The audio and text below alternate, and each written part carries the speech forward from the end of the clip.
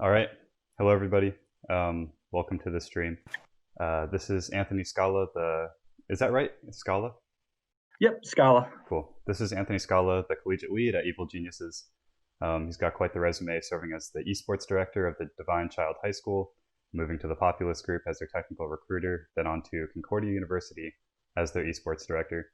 More recently, he was at the Collegiate Advisory Council of Play VS, and then now um, the collegiate lead at Evil Geniuses. We'll be talking a bit about Evil Geniuses' push into collegiate, what kinds of stuff they're doing, a little bit more about the collegiate scene at large as well. Thank you so much for coming. Really appreciate you being here. Yeah, absolutely. I appreciate you carving out some time for me. Really excited to connect and continue to provide some more education and clarity into what Evil Geniuses is striving towards and kind of where we see the space evolving over the next few years.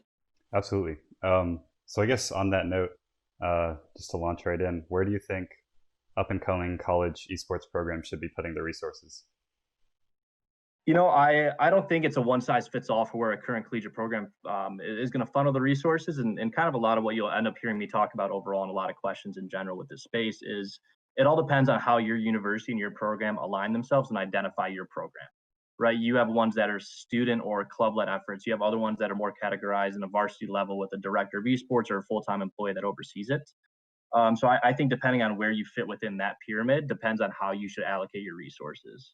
I think if you are a student or club-led effort, though, that you should be trying to actively have more engaging conversations with your community leaders and with your administrators to see how they can help support your needs and your fellow students' needs moving forward, and get you a little bit funding, get you some more access, and get you more opportunity.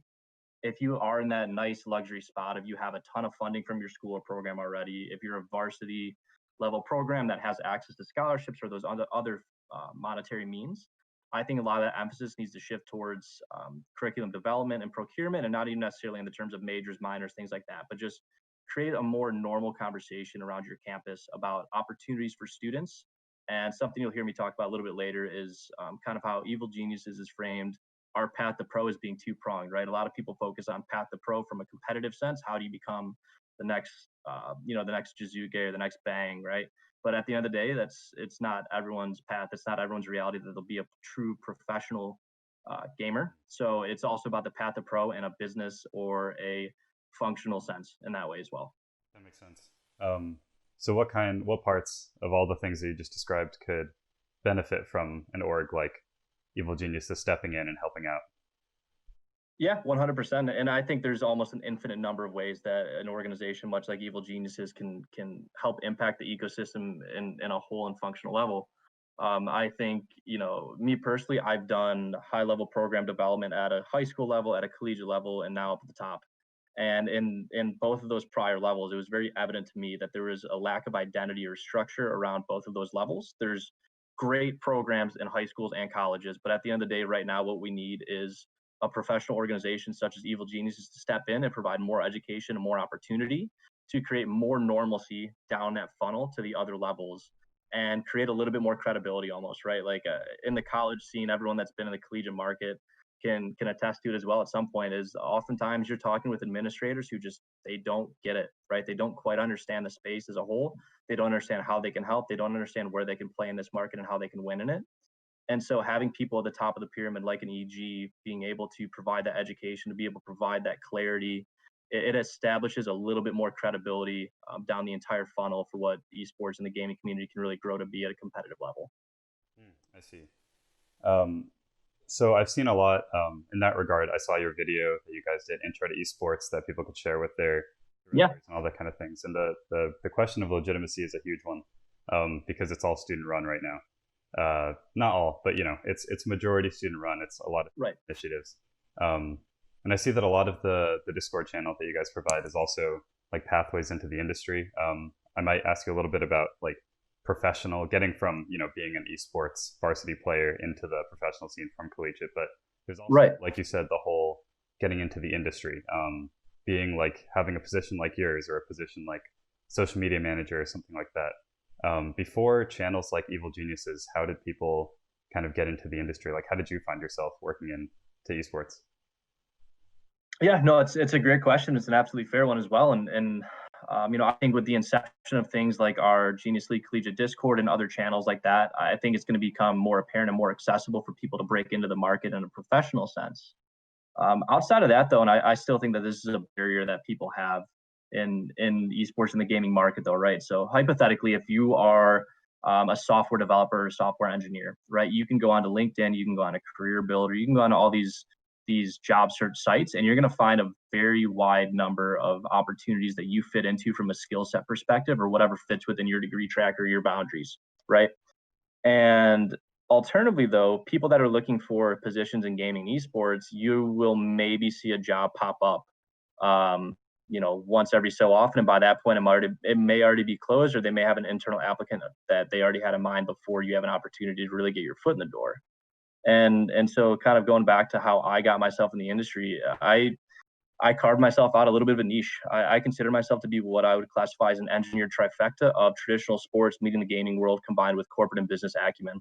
Right. I've done high level hockey mentoring and scouting, placing individuals at colleges and universities on scholarships and things like that. I've played at a high level. I have been in a gaming family my whole life. I've played games competitively. I just kind of missed my collegiate window.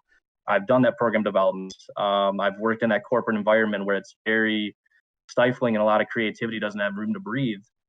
So those experiences all within itself allowed me to kind of carve out my own little niche within the market and find a unique way to create my own value. And so what I encourage people to do that are looking for opportunities is be more proactive and less reactive in your job search. If you're just waiting for jobs to open up, you're going to oftentimes miss them before you have that real opportunity. So start networking, start making connections, start reaching out, start having informational interviews with people such as myself or people in positions of business authority within the market, and start to find out how you can personally carve out your own value that the person you're against can't necessarily offer. Yeah, that makes a lot of sense. I feel like that's the same in a lot of industries. They tell you to, really go out there, look for people to talk to, all that kind of stuff. 100%. Networking is everything. It's all about who you know at the end of the day. Right, of course. So like, what kind of positions are there in esports right now? Like, what are the most sought after people in the industry? So in terms of the positions that are actually offered within the market right now, there's a wide array of them, and there's more coming up every single day. As organizations like Evil Geniuses and others within the space identify gaps within their business models or their plans, they create new roles and put new opportunities to market.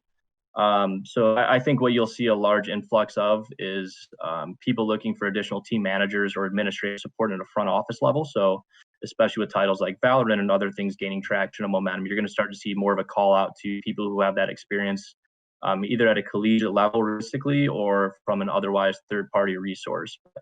Those are some of the occupations that I'm going to guess you're going to start seeing more opportunities within the esports marketplace for.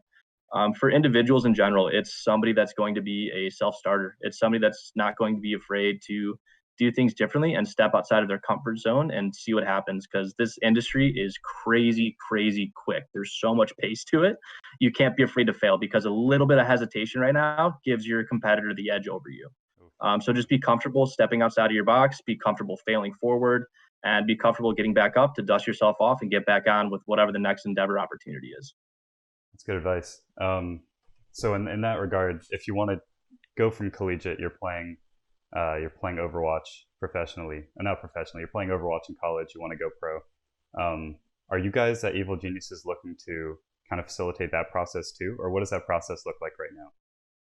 Yeah, definitely. It's a great question, and there's some stuff I unfortunately can't really give away right now, or can't allude to too in depth. But the short answer, yeah, I mentioned for us, it's a two-pronged approach, right? It's path to pro from that business sense and the administrative sense for front office support and other things related to functional areas with technical ability. And it is the path to pro, though, for a truly competitive gaming sense. And I do encourage everyone and anyone that does listen to this or listen to me and talk at some panels and other things moving forward, that you do keep a close eye on what we are doing at Evil Geniuses, because you're going to start to see a lot come in the way of that and creating a lot of more education about that true path to pro. In my experience, there's not one true great linear path. I think it all does go back to networking, though. It's a very small community when you really break it down within gaming and the competitive framework. And the more people you connect with at a high level that are those top ELO players or those top LP players, whatever title you want to kind of apply that parallel to, it's a way for you to get your foot in the door. It's a way for you to make another connection. It's a way for you to get yourself a tryout. And it's a process that, once again, seeing it at a high school level, seeing it collegiately, there are gaps there. Recruitment is a massive, massive gap from high school to college, from college to pro. And so, once again, I'll just kind of leave it at, keep a close eye on what we're doing and kind of some of the things that we're going to be striving towards here at EG. And it's going to be much more visible in terms of how we facilitate that moving forward and make that a more clear path to pro. Is there what's the chances of getting into a pro team at this point? What are the odds looking like? Yeah, I don't have the hard data, but to draw a traditional sports parallel, right? Like, there's always great statistics that support, as you go further up the competitive ladder for a traditional sport, how that percent decreases massively for who gets to that next step, right? If you're a great high school athlete, you could be a good college athlete, but you might not make it to pro. If you're a great collegiate athlete, you still might not make it to pro, right? It's a small percentage. And I would argue that in terms of actually playing with a professional organization, that percentage may even be smaller as you go up that pyramid of high school, collegiate thereafter as well, because there isn't an age restriction in gaming and esports and being a professional, really, right? You can be a 14-year-old prodigy in a specific title and have more opportunity at 14 than somebody will at 19 or 20. Whereas with a traditional sport, you have to go through the ranks, you have to go to the collegiate route, and you kind of take those steps in place. With that being said, you can still be a professional gamer and still be professional esports participant or by essentially being still within the streaming or the influencing space as well, though. And I think that's an area that anybody can occupy and anybody can get invested in. You don't have to be that 0.01% of elite talent in your particular title. You can simply create your own opportunity by being an influencer, by targeting your market properly and building up a community around you. Yeah, absolutely. In that sense, and also in the way of Evil Geniuses coming into collegiate, do you see the push as a means, as the Discord server, a pipeline into the industry, or how do you plan to form more like in-depth partnerships with universities? Because I don't really see that coming out of like the NFL. I don't see that coming out of the Philadelphia Eagles. They don't really have too many like partnerships with universities. It's more the draft. That's where all the partnerships come. Right. Evil Geniuses kind of move away from that. Yeah, absolutely. And I think the one important thing to acknowledge within the traditional sports space is that even though you won't see, the Eagles or somebody in the professional NFL scene necessarily giving a one-to-one partnership to a college or university, when it comes to combine time, when it comes to that high-level draft board ideation, you have the Nick Sabans, you have all these high-level people, you have the Jim Harbaughs that are in those rooms. They're trying to network their players to these professional organizations.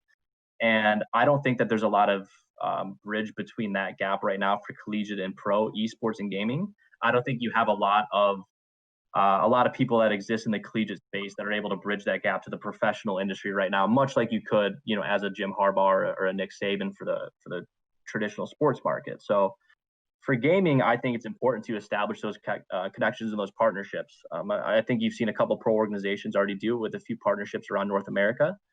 For us at EG, at the end of the day, it's going to come down to a couple different things, though. We are going to align ourselves with a specific university or partnership that meets our mission, vision, goals, and standards of what it takes to operate in this space from multiple fronts, whether it's how we carry ourselves and conduct business, or from a diversity and inclusion standpoint, or any number of things. Past that, though, a parallel that I would like for us to draw a little bit is similar to not, isolating ourselves to just a one-to-one partnership with a university. We want to impact the entire gaming community at a collegiate and youth level across all of North America, right? And at the end of the day, we want to provide ample opportunity to the West Coast, to the Northeast, to the Midwest, and the Southern regions and schools and universities that occupy those spaces. And from an individual university or collegiate scope, though, once again, it's, are you aligning yourselves with the right people or the right opportunities that make you a feasible partner or a feasible connection or conduit for us to be more involved and invested in that space, right? And I think UCLA was a great representation of that for us. And actually, kind of how that came to fruition for us here at EG was we saw a need that kind of needed to be met within that space. And kind of to your point, you haven't seen a ton of people create those opportunities from the professional level in that collegiate market yet.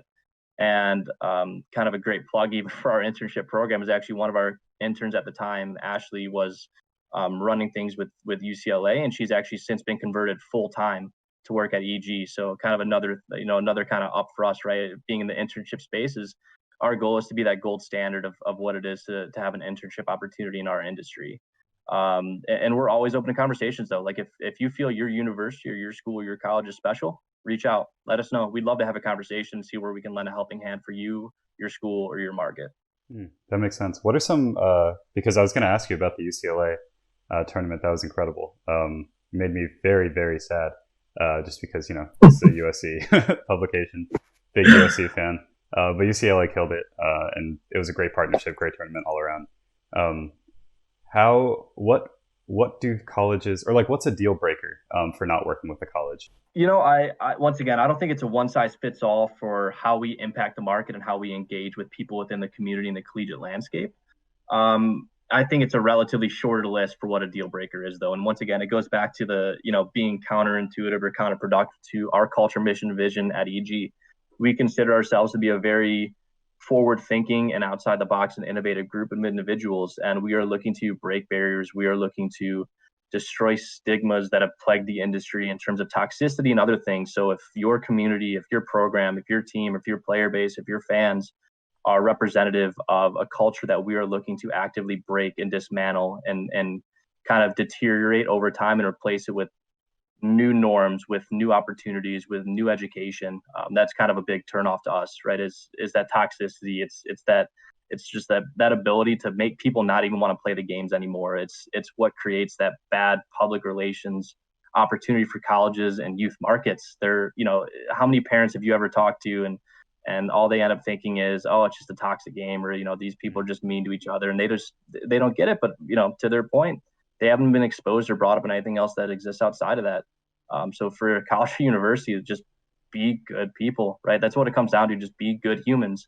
Help us further this industry, help us provide more education, and help us do it the right way, and not belittle all the work that all these people work so hard to do, and help raise each other up in that way. Yeah, no, absolutely. I feel like when I see more organized esports, I don't see the Call of Duty Live 2013 Xbox experience that I'm so used to at this point. Right. No, and we just saw, pretty aggressively. You keep up with the fighting game community. There were some big things that rippled through there specifically in the last few months, and it's terrible, awful, nasty, gross stuff that a lot of these people did or did to other people.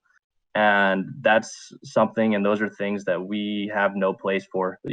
Those things cannot simply exist in this market and in this industry anymore. And it takes organizations like EG, it takes premier colleges and universities, it takes leaders in the industry to be more outspoken about those things, to take more steps actively to, once again, deteriorate and dismantle that kind of culture that was built up and propped up and allowed for so many years in that competitive sense. And I like to think that, in recent times, at least, we have been taking those right steps to kind of get rid of those bad behaviors and those toxic attitudes as well, though. Absolutely. Pivoting a little bit into the league. Yeah. Do you see Evil Geniuses, and honestly other brands too? I'm not going to make you talk about other brands, but do you see orgs like Evil Geniuses kind of stepping into the leagues themselves, kind of taking over part of that? I know Play VS is a big player in that regard. Yeah. How do you see it? Yeah. No, and once again, I think there's so much opportunity to be had here, and there's not one definitive answer I can really provide you here at this time. I have great connections at all those organizations, though. De La Borzo and Zach and Melanie at Play Versus are great people. They're doing wonderful work over there for the collegiate scene. We just had Victoria Horsley, who's the president of UCEA, on for our networking night the other night, who's an absolutely wonderful resource, and she's done incredible things in the market so far and will continue to do so. I've interacted closely with Michael Brooks and Nace before. So they all kind of have their own special place in the market right now, I think. But I do think that there's opportunity for somebody to come in and disrupt all of that holistically almost. And I'm not saying whether or not that's going to be us or somebody else, but I do think that there is opportunity there. And I think it's kind of this power struggle right now between a lot of major organizations in that collegiate space to figure out what the true identity is, what the true best path is, what the most creative solution is to make it a holistic opportunity for everyone in the collegiate community. So, once again, not going to say too much here, and I can't speak to how our counterparts are trying to impact the market from their ends of business, but I know that we have some really cool and exciting things planned that could be perceived as a shakeup potentially, but I think in the end of the day, we're only looking to to create more opportunity within the market and the collegiate space itself. Yeah, very cool. Um, and also, video games as a whole have been traditionally pretty grassroots until Valorant, until Valve stepped in with Dota and CS:GO. Until these big orgs, it's been, the Smash community's been grassroots. I wouldn't say student, player run for the longest time. Um, do you see collegiate esports sticking to that theme with student casters, student behind the scenes production, or do you see it pivoting a little bit towards the professional sports market where you have third party casters and all that sort of jazz? Yeah, and I think it's a great question for debate and conversation, even because I think that part of what makes this space so special is that student and community involvement and that grassroots feel to it. Right. We even talk about it at EG here and over again. The fact that yes, we are a massive business and organization, but it still does have that startup grassroots feel to it. You're still working at that ridiculous startup pace. You're still trying to solidify best practices and things like that. And I think the same is true for that space. I think that with so many opportunities coming up within this community, within this market, for people to work full time and to truly carve out full fledged careers in the market, I think it's absolutely essential for us to keep students in positions where they can be broadcasters, where they can do production, where they can do all these other things, where they can work in analytics, data, and insight, where they can work as a manager for a college or an amateur team or a program. Because within a lot of other fields, within a lot of other occupations, you have a true ability to gain experience from the time you're relatively young moving upward. And I think if we take away the ability for students to engage the community and to build up their own brand and kind of establish their own voice in this market, I think it'll be truly detrimental to what the space is striding towards and what it could be. Yeah, absolutely. I know you have to go pretty soon, so I don't want to start on Oh, you're all good. venture that's too long. But um, is there any last things that you would like to see from the collegiate esports market? What more can we, the students, do to kind of push the scene along? Yeah, no, and I think from a student level, once again, I think you can continue to have conversations with your administrators, with your leaders on campus about how you can create more normalcy around gaming in the community. Right? I was half joking, not really joking with somebody the other day, and I said I pray for the day that I no longer get asked, "What is esports? Mm. Who do you play against?" Right? Which I'm sure a bunch of people can relate to because that's a question that they field 99 out of 100 times when they have an initial conversation. So go back to your teachers, right? If you have a couple teachers or professors or a curriculum that you are within, right, your major track or whatever, go talk to your teachers, ask them, hey, is there any way we can collaborate and maybe just center one of these math classes in the curriculum towards an esports or gaming focused math lesson? How do we take an analytics class and make it more gaming centric for just one class? And that's all I ask for, people, is just try to partner with your campuses, with your universities, your faculty, your administrators for just one class session out of your curriculum to be focused within gaming and this community, right? Because there's so many parallels to draw, whether it's science, mathematics, data, engineering, human resources, whatever, marketing. Like there's so many fields that touch this market. So I encourage teachers and professors and those that create the curriculum, just one day out of your semester long sessions and coursework, just make just one. That's all I ask for, geared towards gaming and in this space. And I think doing so will create more normalcy around it. It'll make people more aware of it. It'll make people have something that they can take directly into their day to day now moving forward. And if you're not big in the community, even if you were just a classmate there or somebody that doesn't understand the space, well, at least now when everyone's talking about this as they've been doing, because it's the hot word, it's the big thing moving and trending right now, you'll have a little bit more information that you can provide and chime in with about how it relates to your area or to a class that you took. Yeah, that makes sense. Yeah, that's good advice. One last question, just Yeah, hit me with it. who's doing it the best right now? Which college is really taking? I don't know if you can do this legally, but Oh, no. And I'm not going to say that there's one doing it the best, but I think that there are a ton of colleges and universities right now that are doing a very, very good job of breaking down those barriers and kind of connecting further with their communities. A few that I know specifically, there's both big and small schools, right? You have your massive schools, you have your UCIs, you have your Missouri State universities, you have your club-led efforts from Texas A&M and other ones, and UCLA's. You have people like Callum Fletcher at Illinois Wesleyan who are actively taking steps to break down barriers and to have more conversation around normalizing esports conversation. You have people like Cody Elson at Northwood University in Michigan who are quietly building what will be, in at least my opinion, what will probably be one of the most competitive rosters in 3 different titles this season. So you have people that are quietly doing things, and it's so exciting. Like it's so exciting to see. It's so exciting for me to have been involved in.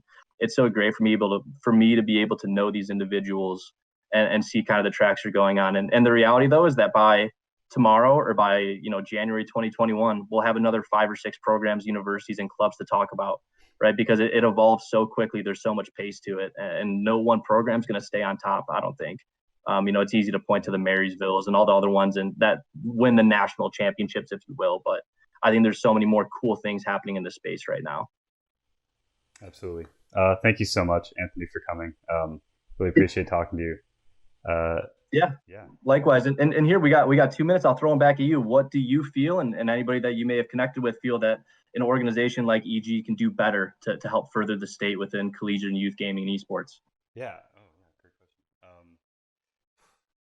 I feel like the resources in terms of how to set up, for a lot of small schools, for a lot of small programs, especially USC is not like big school, big games program, but we're still kind of Right. on the beginning side of our esports trajectory.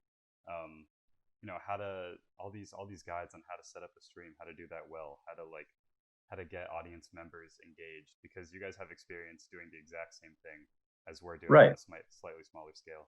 So things like that are immensely helpful. So just I think the basics are where people need help. Um, and I guess industry connections, obviously. That's always good. Obviously. Yeah. No, that's great feedback, and I really appreciate it, and I appreciate your time and having me on here. And I will say, speaking on industry connections, we do and we'll start posting out some content for our next networking night. It looks like we are going to have, I'm not going to say who or where, but it looks like we are going to have a celebrity guest again, like we did this last week, except this time they're from a massive career oriented website. Wow. All right. So Well, tune in, guys. Thank you so much. Appreciate it. yeah, thank you.